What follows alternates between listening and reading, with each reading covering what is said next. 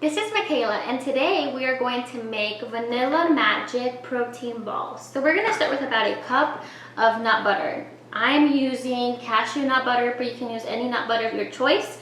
I'm using about a fourth of a cup of chopped walnuts. I'm going to use 1 tablespoon of chia seeds and a third of a cup of Vanilla Magic powder. I'm going to mix it all in and then use my hands to form those little protein balls.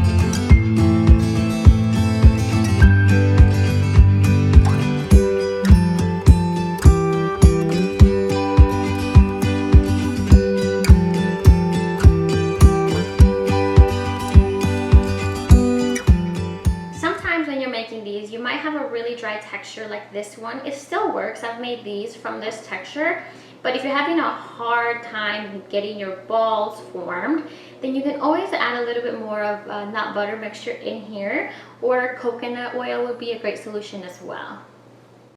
So there you have it. This is a quick, easy, protein-filled snack that you can have throughout the day.